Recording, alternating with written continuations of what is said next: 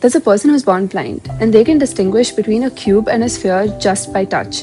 Now, if this person were to suddenly gain sight, will they be able to immediately recognize which one is the cube and which one is the sphere just by sight and not by touch?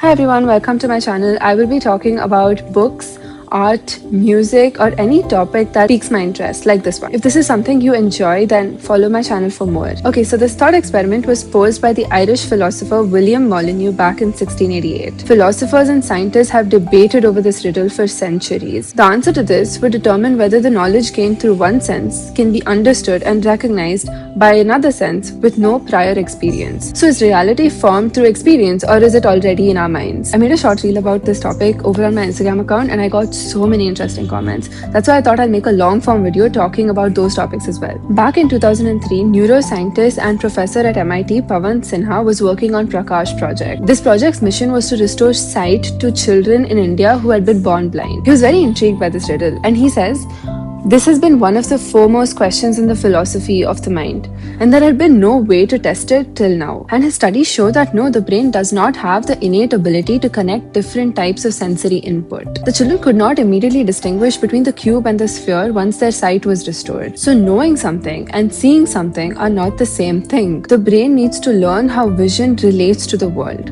This just boggles my mind because it changes how I thought perception worked. What if our version of reality is only a tiny slice of what is out there because our senses are so limited?" The children in Project Prakash had functioning eyes after surgery. Light was entering their eyes and reaching the brain.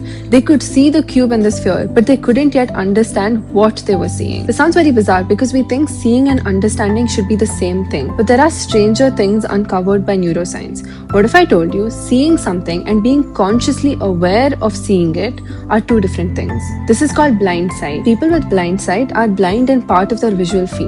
When you ask them what can you see in that area, they'll tell you it's nothing. But when you ask them in which direction an object is moving, they can tell. Well, that's because they can hear, right? But when you ask them where lights are flashing, they can tell that as well. Somehow visual information is reaching the brain even though they have no conscious experience of seeing it. A part of their brain knows something is there before they do. Think about what this means for a second. Project Prakash revealed that visual information isn't enough to create understanding. And blind sight suggests that visual information isn't even enough to create conscious awareness. So when you open your eyes and experience the world around you, how much of that experience is reality itself? And how much is a carefully constructed story that your brain is telling you? This is where things get a little philosophical. Modern neuroscience suggests that the brain doesn't passively receive reality. It constructs a model. Colors aren't just floating around the world, right? They're wavelengths that the brain interprets as colors. The brain is constantly predicting what the world is like and updating those predictions using sensory input. There's this quote from the Magnus Archives that kind of relates to this, and I wrote it down. "So much of what we see are just useful lies that our brain tells us, filtering out the useless bits and adding in what it expects to see. No one really knows what they're seeing or hearing." By the way, the Magnus Archives is a horror podcast and it's excellent. If you haven't listened to it already, go give it a shot. Anyway, these studies suggest that we aren't seeing reality directly. We're seeing our brain's best guess. One of the most fascinating comments I received was this: "Blind people don't get schizophrenia."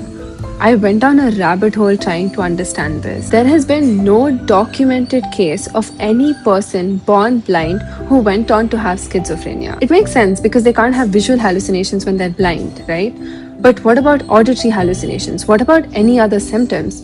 They don't have those as well. This may be because the brain adapts to the lack of visual information by adapting better and stable ways of interpreting sensory information, which reduces the risk of misfiring interpretations that lead to schizophrenia. But again, this does not apply to people who were not born blind but became blind later in life. Up to this point, we've been talking about perception as the brain's best guess. Most of the time, those guesses are accurate enough for us to navigate the world. But what happens when a brain gets too confident in a prediction that isn't actually there? This is a comment I received from a psychology student. We had a discussion about a similar thing in our psychology class, that schizophrenics or people who hallucinate or claim that they see and talk to souls, etc., can be real from their POV. Those people could have been born with abnormal hearing or vision, so they could see and hear what we can't. like dogs and bats can. So it may not necessarily be a disorder, it may just be something we can't understand. For someone experiencing a hallucination, the experience can be vivid, it can feel real, and the emotional impact is definitely real. Schizophrenia becomes interesting not because it shows that reality is subjective,